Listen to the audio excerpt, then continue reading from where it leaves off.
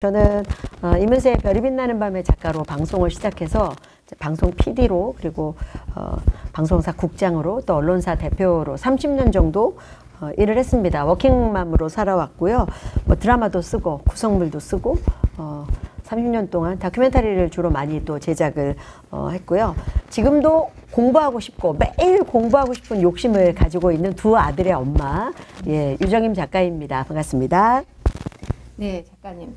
두 아들을 키우셨다고 했는데요. 교육을 하시면서 가장 중요하게 생각했던 부분은 어떤 것이 있으세요? 사실 뭐 엄마가 되다 보니까 어느 날 아이들을 교육이란 걸 해야 되게 된 거잖아요. 처음부터 난 이렇게 교육시킬 거야 라고 생각하는 부모는 안 계실 거고, 저는 사실 아이들을 좋아하지 않았어요. 그래서 저희 남편이 항상 걱정을 했어요. 남편은 아이를 너무 좋아해서 길 가다 옆에 차에 아이가 보이면 서서 창문 내리고 보는 쪽이었고, 저는 그게 되게 유난하다고 생각을 했거든요. 근데 참 놀랍게도 제 아이를 낳고 나니까 모성이 생기더라고요. 이 모성이 원래 본능이 아니라는 전문가들의 말이 참 많던데, 키워진다, 길러진다 라고 하던데, 저에게도 모성은 좀 길러진 부분이 있는 것 같아요. 아이를 키우면서. 그래서 제가 30년 동안 언론사에 있다 보니까 정말 우리가 말하는 훌륭하다는 분을 참 많이 만났고요. 그렇지 않고 훌륭과 반대인, 뭐 죄를 짓는 뭐 그런 사람들도 정말 많이 취재도 하게 되고 어두운 면도 이제 보게 됐죠. 그러면서 이제 아이를 키우는 엄마가 되니까 훌륭하게 봤던 분들을 볼 때마다 되게 궁금했어요. 저분의 부모님은 어떻게 저분을 키웠을까? 그리고 그런 분들을 보면서 제가 항상 느낀 건 딱 하나, 굉장히 그 매너 있고 상대를 배려할 줄 아는 예의 있는 분들이구나. 그런 분을 만날 때 제가 마음이 너무 좋더라고요. 그래서 아이들이 사회에 나가서 야, 사람이 됐네, 이 소리를 듣게 키워야겠다 라는 생각을 좀 많이 했습니다. 흔히 공부를 잘해서 뭐 지식이 많다기보다 좀 사람이 됐네라고 들으려면 기본적인 소양은 있어야 될 거고, 그래서 자신이 해야 되는 일에 책임도 져야 할 거고, 그것이 학교 생활이라고 생각을 했고 아이들의 학습의 기본이라고 생각을 한 거죠. 그래서 본인이 해야 될 일을 잘하면서 상대의 마음을 좀 헤아려서 매너 있게 행동하는, 그래서 본인의 분야에서 성취하고 적어도 좀 사회를 위해서 기여하는 일을 했으면 좋겠다. 그런 마음으로 교육시키려고 노력했던 것 같아요. 그러면 이제 아이들이 공부를 잘 했으면 좋겠지만 그래도 인성을 더 먼저 생각하셨다는 말씀이신데요. 그럼요. 제가 그 성공하신 분들하고 인터뷰를 하거나 일을 하면서 어느 대학 나왔지? 저 사람 어느 대학 나왔지? 이렇게 생각하고 얘기하지 않거든요. 그냥 말하는 것 안에서 됨됨이가 됐네. 굉장히 지적이네. 와, 굉장히 인품이 훌륭하네 라고 느끼게 되잖아요. 그거는 학교의 어떤 졸업장을 가졌느냐하고는 다른 문제인 거죠. 그래서 정서적으로 좀 안정된 분들이 본인의 공부도 잘했고 어느 면으로 옳은 분야에서 좀 앞장서 가기도 했고, 그래서 그런 부분에 조금 치중해서 아이를 키우려고 했고요. 제일 중요한 건 이제 그걸 보여주는 거였어요. 저는 저대로 너는 너대로 아이를 따로 교육시킨 게 아니라 그냥 제가 제 일을 성실하게 하면 그럼 아이도 삶의 태도를 좀 보지 않을까? 라는 생각을 해서 제 일을 좀 열심히 하면서 아이를 동행시키도록 하겠다라는 생각을 좀 많이 했던 것 같아요. 그러니까 열심히 하는 모습을 부모님이 보여주셨으니까 그렇죠. 아이들도 따라서 열심히 살 것이다. 네, 맞습니다. 맞습니다. 그렇다면 이제 아이들의 정서를 강조하고 중요하게 생각하셨다면 어린 시절에 그런 걸 많이 배워야 되잖아요. 네. 어떤 면을 보여주시면서 아이들이 정서적으로 안정되고 긍정적이게 이끌으셨는지 궁금합니다. 제가 이제 퇴근하고 오면 그 일과 분리해서 엄마 노릇을 하지만 저도 한 사람의 사람으로서 겪는 일을 아이 수준에 맞는 이야기로 풀어서 얘기를 굉장히 많이 들려줬어요. 그러면 제가 회사에서 어떤 동료하고 갈등이 있으면 엄마 오늘 회사에서 친구랑 이런 일이 있었어 라고 이제 들려주는 거죠. 그러면서 함께 얘기하고 엄마 오늘 앞으로 이런 일을 할 건데 이런 욕심이 생겨. 너 같으면 어때? 그러니까 그 동기를 같이 자극을 하는 거예요. 그래서 우리 흔히 공부할 때 이렇게 내재적 동기, 외재적 동기 얘기하잖아요. 마음이 시켜서 하는 일을 이제 내재적 동기라고 하는데, 시켜서 하는 일을 하게 되려면 스스로 그 마음을 먹어야 되니까 일상생활 속에서 엄마는 이런 일을 이렇게 할 때 이런 동기를 갖고 이렇게 하고 싶어 라는 걸 그대로 보여주는 거죠. 그럼 아이는 자신의 학교 생활에서 자신 친구 사이에서 있었던 일을 또 들려주면서 그냥 1대1의 그냥 같은 사람으로서의 얘기를 항상 서로 나누려고 노력한 부분, 그것이 제 거를 보여주고 이끌어갔던 방향인 것 같아요. 예, 말씀 주신 게 인상 깊은데 진짜로 자기가 원하는 일이면 시켜서 하는 거는 10년이 걸리는 거를 진짜로 자기가 원하면 1년이면 할 수 있는 게 내적 동기의 힘이잖아요. 근데 안타까운 건 지금 우리나라 교육 환경이 아이들이 스스로 공부를 해야 되겠다고 자각하기 전에 공부를 시켜서 하는 공부가 많잖아요. 그런 것에 안 좋은 점들이 정서적으로도 있고 공부에 대한 오히려 싫어하는 마음 같은 게 역효과가 생기잖아요. 이런 부분에 대해서 어떻게 생각하시는지. 강요에 의해서 하는 건 하기는 해요. 그리고 어려서는 아직 뭐 의지를 스스로 키울 수 없으니까 적당한 강제도 저는 좀 필요하다고 생각합니다. 그런데 그 강제가 막 야단을 쳐서 끌고 가는 강제가 아니라 잘 설득해서 끌고 가는 강제. 우리도 뭐 할 때 되게 하기 싫을 때 있잖아요.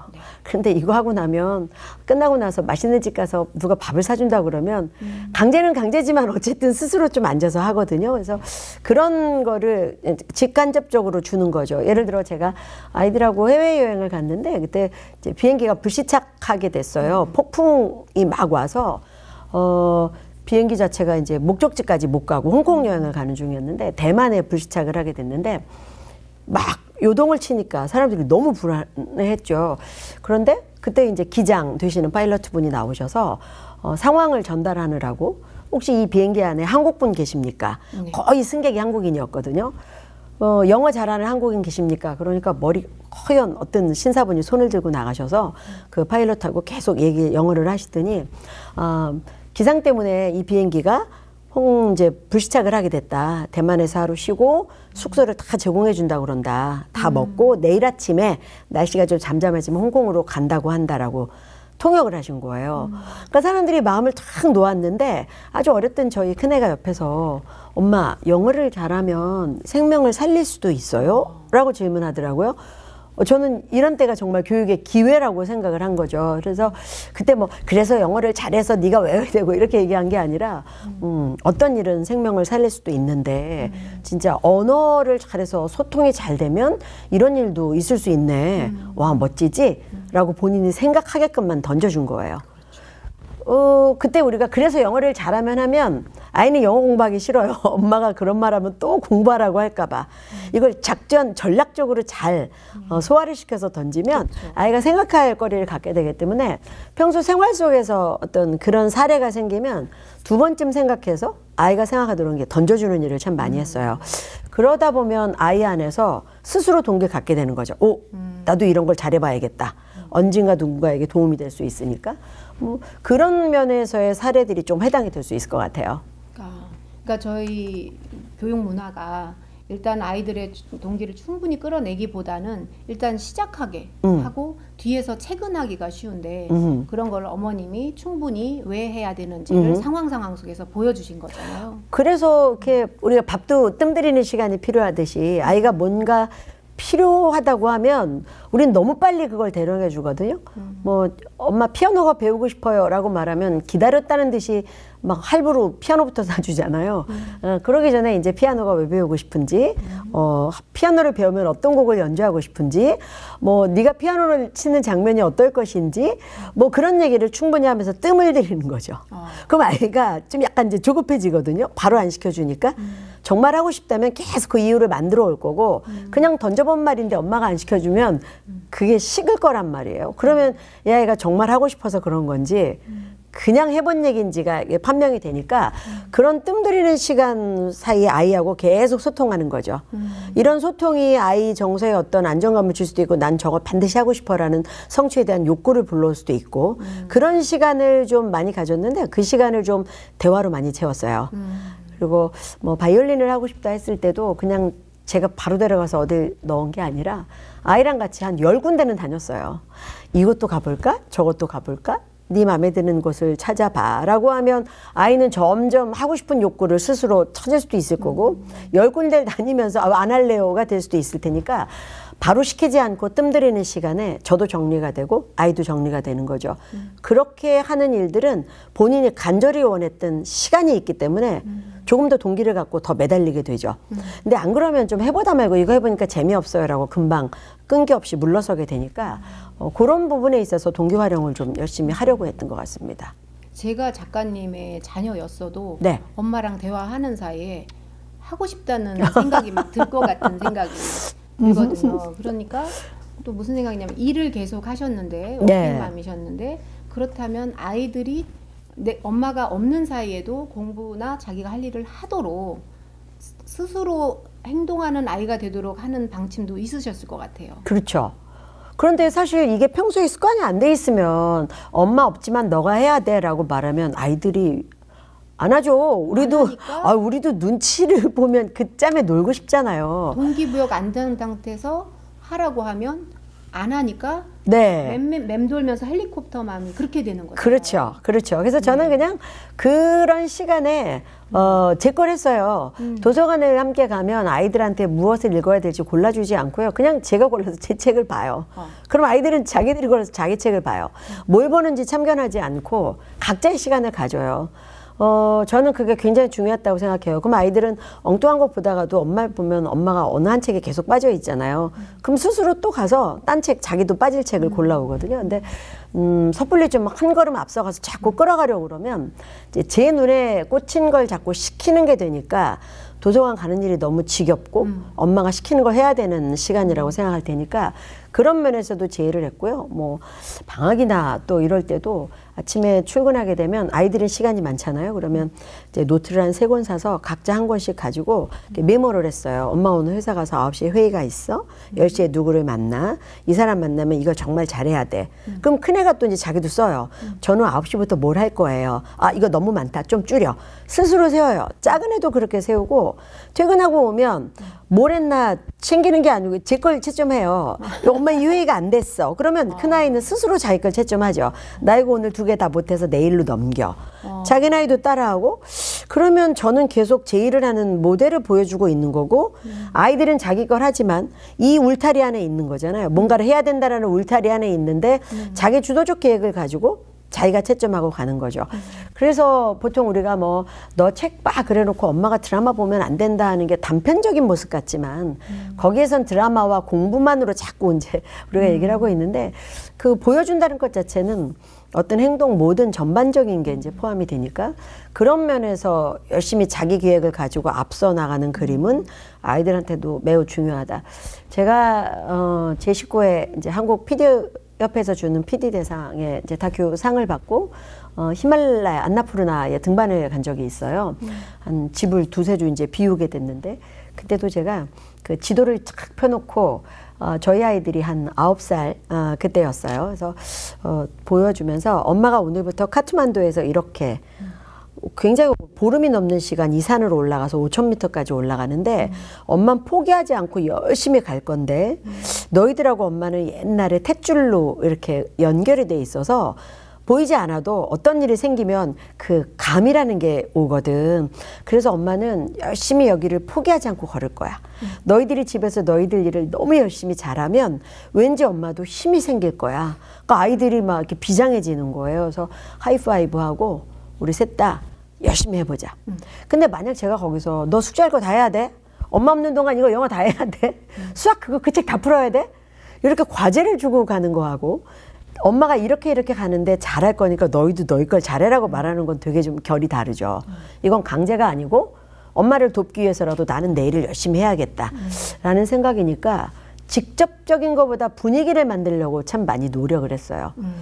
그 아이들이 바보가 아니라 눈치 빠르거든요. 그렇죠. 그래서 저는 이만큼의 울타리에 기회를 주는 건 스스로 해보려고 노력할 수 있는 여지를 주는 거라서 분위기를 만드는 것만으로도 충분했다. 물론 뭐 그 분위기도 없으면 애들은 좋아하겠지만 그럼 통제가 안 되니까 그런 부분에 함께 많이 애를 쓴 것 같아요. 보면 이제 저도 학부모님들이랑 상담할 때 보면 둘이서 일을 가지고 하냐 안 하냐 하면 실강이가 되는데 네. 계획표가 공통으로 돼 있으면 이거 했어? 안 했어요? 어떻게 할 거야? 어떻게 할 거예요? 이렇게 대화하면 다툼이 되지 않는 게 계획표인 것 같아요. 그럼 아드님들이 처음에는 계획하는 게 서툴렀지만 네. 계획하는 게 날이 갈수록 어떻게 발전했나요? 처음에는 아이들이 당연히 계획표 세우는 게 서툴죠. 초등학교 때는 뭐 본인이 계획을 세워서 뭘 맞추는 건 유일하게 게임이었어요. 다른 계획은 세우지 않았고 게임을 하루에 몇 분 이렇게 시간을 주면 하루 종일 뭐 자기 거 하고 학원 갔다고 하면 그 몇 분을 다 할 시간이 없더라고요. 그래서 그 시간을 못 쓰면 애들 너무 억울하잖아요. 그래서 그냥 저는 일주일 단위로 줬어요. 일주일에 2시간 뭐 이렇게 주면 자기가 그날은 못해서 다 못하면 벽에 써놔요. 아직도 120분 남아있음. 그 다음날 2분만 하면 써놔요. 118분이 남았음. 그래서 일요일날 다 못한 시간을 다 쓰게 했어요. 그날은 무슨 일이 있어도 남은 걸 다 쓰게 하죠. 그러면 억울하지가 않아요. 근데 매일 정해놓은 시간을 못하면 얘는 너무 억울한 거예요. 오늘 게임 시간 다 날라갔다. 그럼 엄마는 내일 하면 되잖아. 그런데 얘 머리에는 오늘 못한 시간이 아까운 거지 내일 하는 게 중요한 게 아니거든요. 근데 엄마들은 내일도 시간이 있는데 왜 그래? 라고 하지만 이거 좀 불공평한 거 게임이잖아요. 그래서 억울하지 않게 해주는 계산법으로 조삼모사지만 그래서 게임은 정말 계획에 따라서 아이들이 하게 했었던 것 같고요. 공부를 따로 어떻게 계획은 별로 세우지 않았던 것 같아요. 왜냐면 제가 세워주지 않아도 초등 때는 뭐 그렇게 계획을 세워서 공부할 만큼의 공부량이 아니기 때문에 일정표에 오늘은 레고 갔다 오고 오늘 뭐 미술하고 그건 늘 있는 일상의 루틴이니까 계획이란 건 중학교 가면서 이제 공부를 하게 됐을 때 그때 계획을 이제 세워서 했죠. 큰아이 같은 경우 본인이 알아서 하는 스타일이라서 계획을 세울 때는 이렇게 간섭하지 않았어요. 그러니까 되게 내성적이지만 생각이 깊은 아이여서 누군가 한 걸음 앞서 들어갔을 때 좀 흐트러지는 아이예요. 그래서 본인이 하도록 지켜보는 게 더 어려울 때도 있었죠. 하고 있나? 안 하고 있나? 잘 모르잖아요.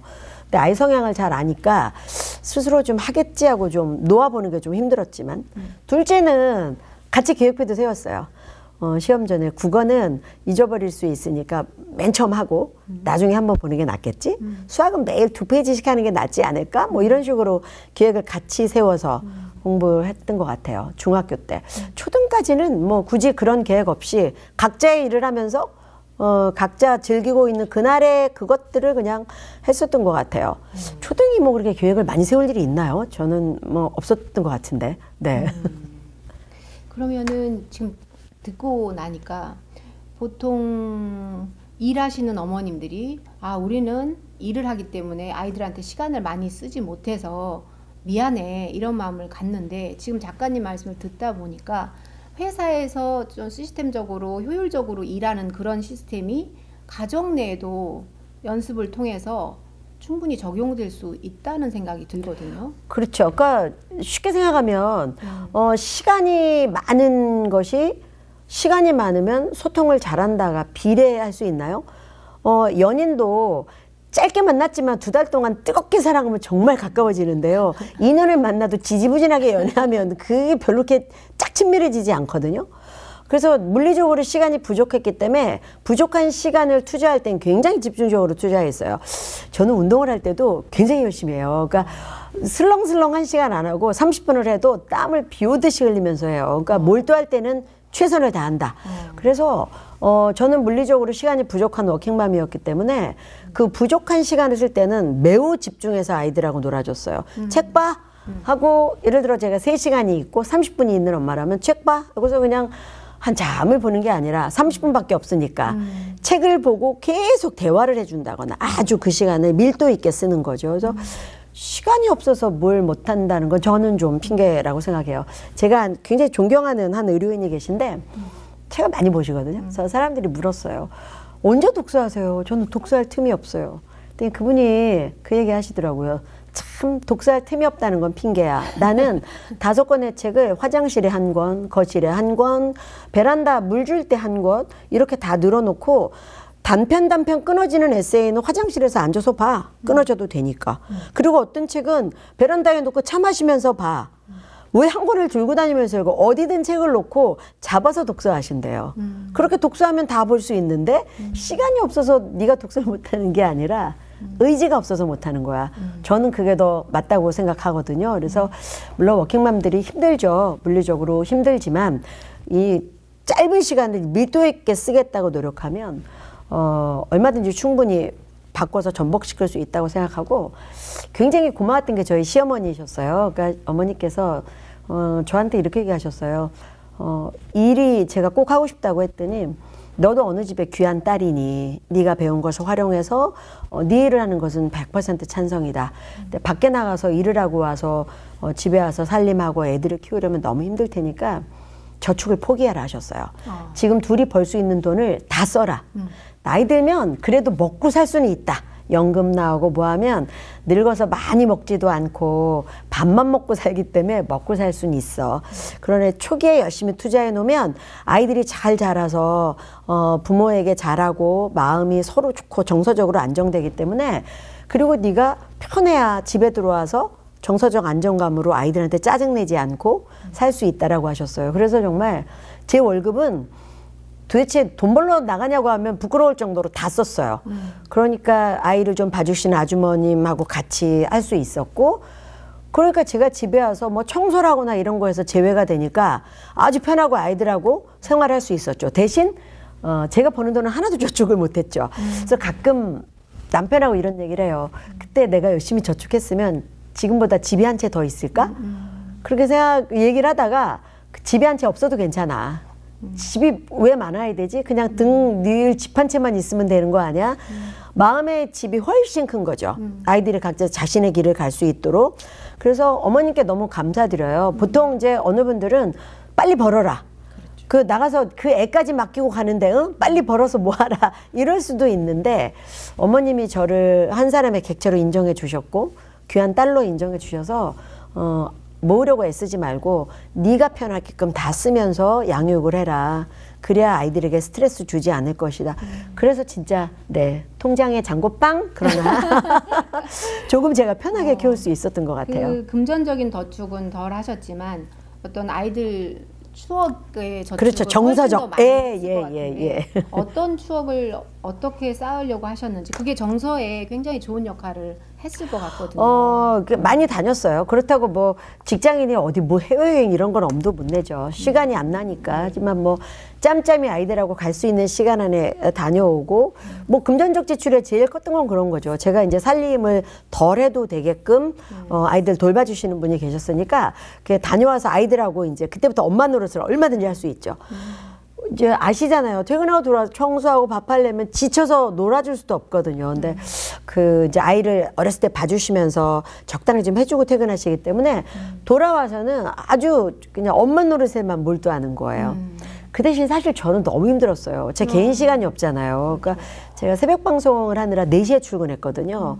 4시에 출근하고 이제 2시에 퇴근하고 오면 그때부터 밤 12시까지 또 막 달려요. 엄마 노릇하니까요. 그럼 저는 정작 잠을 자는 시간이 3, 4시간밖에 되지 않죠. 근데 또 젊으니까 그때는 할 수 있었던 것 같아요. 그렇죠. 그랬고 저 혼자 이런 생각을 했어요. 우리 흔히 이제 독박 육아라는 거에 대해서 되게들 스트레스 받잖아요. 네. 근데 저는 그게 되게 그 단어가 좀 싫었어요. 독박이라는 것 자체가 구속당하는 느낌이잖아요. 그래서 그걸 약간 바꿔서 독차지 육아라고 생각을 한 거예요. 내가 차지할 수 있는 10년 동안 아이들을 내가 독차지할 수 있는 게 얼마나 좋은 거야. 단어 한 끗 차이인데 되게 느낌이 달라요. 그 느낌을 좀 그렇게 딱 10년 정도만 투자하면 된다. 어렸을 때. 그래서 이 기쁨을 내가 독차지하는 거야. 아직 나는 젊고 이 시간을 누릴 수 있어라고 생각하니까 왠지 속박되고 구속된다고 생각하면 슬플 일이 뭐 또 돈을 벌러 나가는 남편이 있고 만약 제가 살림을 한다면 서로 나눌 수도 있는 부분인데 약간의 단어의 뉘앙스를 바꿔서 생각하면 아이들하고 노는 거 되게 재밌거든요. 그렇죠. 네, 그런 생각으로 좀 버텼던 것 같아요. 안 힘든다는 것은 거짓말입니다. 그렇죠. 그런데 그런 생각을 좀 하고 이제 슈퍼우먼이 되는 걸 포기하는 거죠. 나는 좀 못하는 게 있을 수도 있어. 초기에는 슈퍼우먼 하느라 되게 힘들었는데요. 그 선배분이 딸이 이제 검사예요. 근데 어떻게 공부를 그렇게 시키셨어요? 막 제가 물어보니까 나는 못하는 걸 못한다고 가족들에게 얘기하고 도움을 받았어. 난 음식을 너무 못하지만 아주 맛있게 잘하는 집을 몇 군데 알아놨어. 그래서 반찬을 사다가 세팅을 예쁘게 하는 거야. 못하는 건 못한다고 얘기해. 가족이 도울 수 있으면 도와줘야지. 그래서 내가 쉼을 얻어야